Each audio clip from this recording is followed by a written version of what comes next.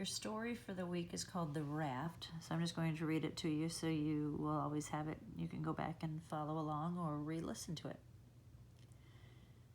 The Raft by Jim LaMarche.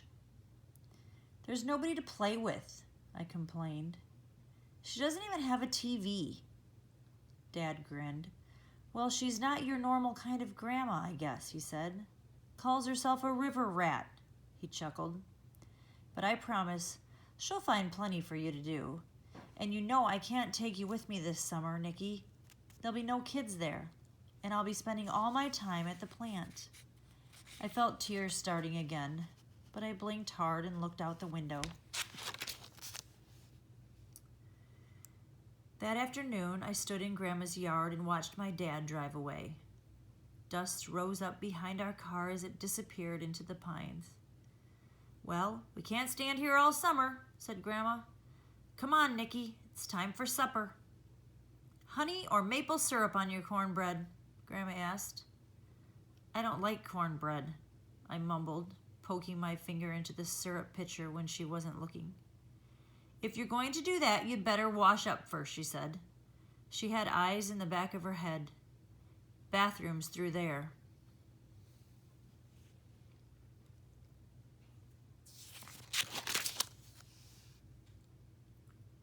I pushed the doorway curtain aside and walked into what would have been a living room if in anyone else's house. Books were scattered everywhere on the tables, on the chairs, even on the floor. 3 of the walls were cluttered with sketches and stuffed fish and charts of the river. Several fishing poles hung from the 4th with the tackle box, a snorkel, and a mask on the floor beneath them. It looked like a river rat's workroom. All right, except that in the middle of everything was a half-finished carving of a bear. Been carving that old fellow for years, Grandma called from the kitchen. The real one hangs out at the dump. Now, come get your supper before I feed it to him.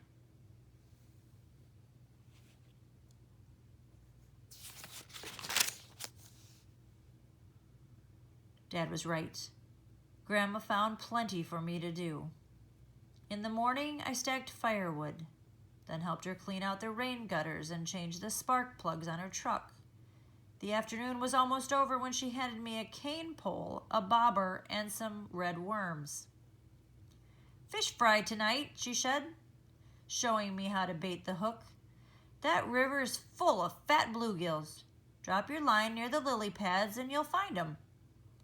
Down at the dock, I looked things over. The lily pads were too close to shore. There couldn't be fish there. I walked to the end of the dock and threw my line out as far as I could. Then I sat down to wait, and wait, and wait. My bobber never moved. There's no fish in this stupid river, I said out loud, disgusted. We had hamburgers for supper. Give it another try, said Grandma the next evening. I'll bet you catch something. Don't count on it, I thought as I headed back to the dock. I threw my line in the water. Then I stretched out on the dock to wait.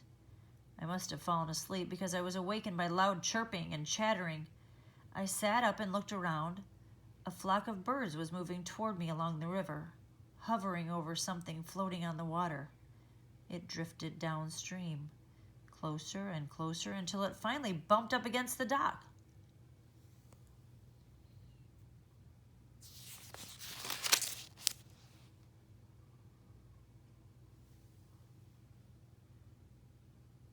Though it was covered with leaves and branches, now I could tell that it was a raft. What was it doing floating down the river all by itself? I wondered. I reached down and pushed some of the leaves aside. Beneath them was a drawing of a rabbit. It looked like those ancient cave paintings I'd seen in books. Just outlines, but wild and fast and free. I cleaned away more leaves, and it was like finding presents under the Christmas tree.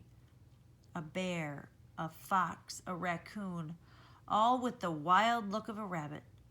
Who had drawn them, I wondered? Where had the raft come from? I ran up to the cottage. Grandma was on the porch reading. Do you have some rope I can use? I asked. "In the shed, hun," she said. "Help yourself." She didn't ask me what I needed it for, and I decided not to tell her yet. I pushed the raft into the reeds along the river's edge, then tied it to the dock so it wouldn't drift away. All the while, birds flew over my head, every now and then swooping down to the raft as if it were a friend. A crane waded through the reeds to it. A turtle swam up from the bottom of the river. The moon had risen yellow over the river by the time I went up to the cottage to go to bed.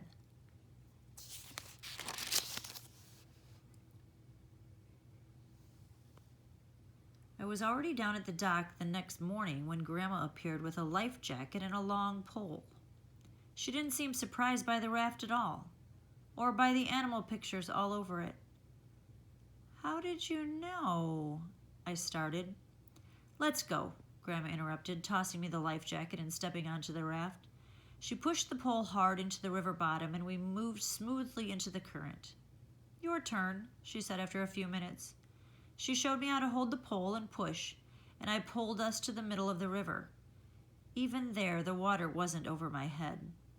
We pulled the raft up the river, then let it slowly drift back down. The birds kept us company the whole time, soaring, swooping, singing. Some even landed on the raft and rode with us for a while. Hitchhikers, Grandma called them. After that, I had little time for anything but the raft. I raced through whatever chores there were, then ran down to the dock wondering what animals I'd see that day.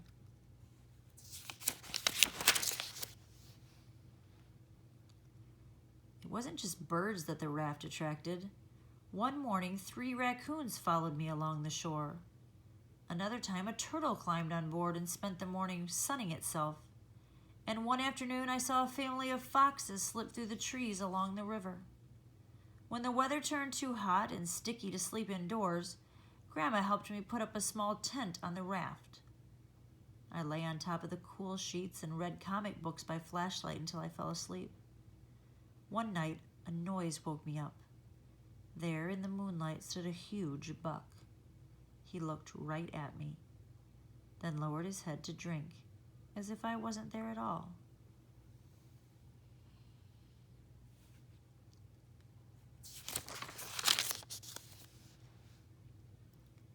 I found Grandma the next morning, working on her bear carving. "Do you have some extra paper I could draw on?" I asked her. She brought out a big sketch pad and a pouch filled with thick pencils and crayons. "I've been saving these just for you," she said. "Better take these too." She held out the snorkel and mask. "Never know when they might come in handy on a raft." The sun was hot that afternoon, so I pulled into the shade of a willow, then waited to see what animal the raft would bring. It wasn't long before a great blue heron swooshed down with a crayfish in its bill. I grabbed a pencil and began to sketch. I felt invisible as the bird calmly ate its lunch right in front of me. Then it preened its feathers, looked back up the river, and flew off. That night I showed my drawing to Grandma. "Not bad," she said, "not bad at all." And she tacked it on the wall on top of one of her own sketches.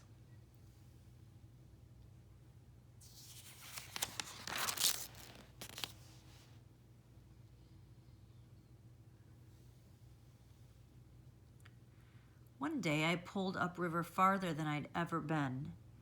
Near a clump of tall cattails, I startled an otter family.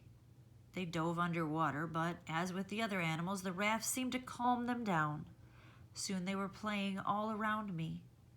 Grandma had been right about the mask and snorkel coming in handy. I slipped them on, then hung my head over the raft and watched the otters play, chasing fish, chasing each other, sometimes just chasing their own tails. I kept very still, but they didn't seem to mind me watching. They played keep away with a small stone, then tug of war with a piece of rope. It was like they were showing off for me.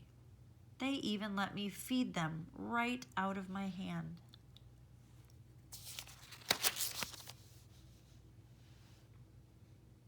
Some mornings, Grandma would make a bag full of sandwiches and a thermos of icy lemonade. Then we'd put on our bathing suits, grab some towels, a lawn chair, and an inner tube, and pull upriver to her favorite swimming spot. I've come swimming here since I was a girl, she told me as we tied the raft to an old dock. The Marshalls used to live here, all 10 of them. What a herd of wild animals we were. While Grandma watched from the inner tube, I practiced my flying cannonballs. Then we'd eat our lunch, and she'd tell me stories about growing up on the river. My favorite was of the time she found a small black pearl inside a river clam. I still have it, she said. Somehow on the river it seemed like summer would never end. But of course it did.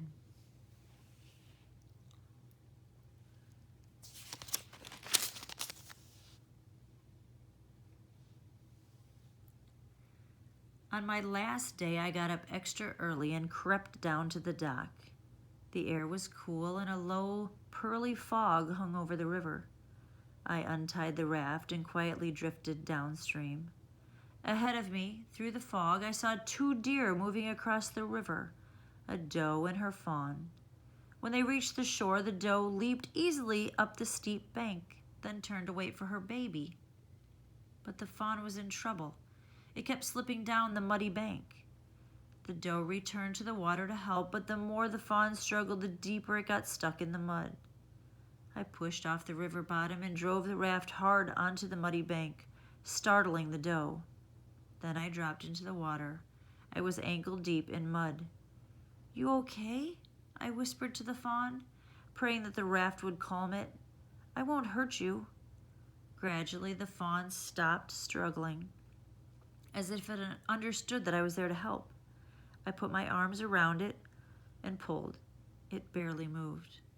I pulled again and again, then again. Slowly, the fawn eased out of the mud, and finally it was free. Carefully, I carried the fawn up the bank to its mother.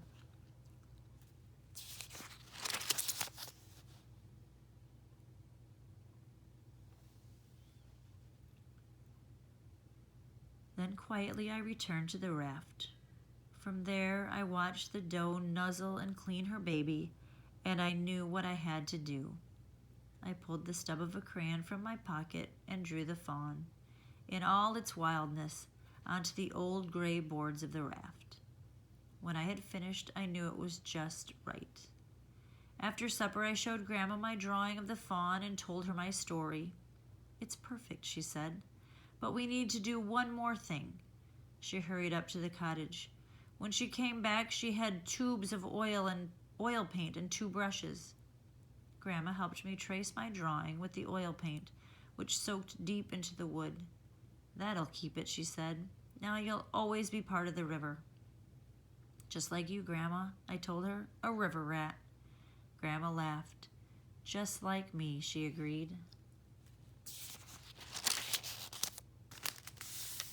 There's the author.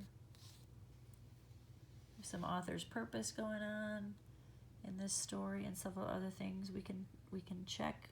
Setting, we have events, characterization, to talk about that character, which we'll do some questions and character development later.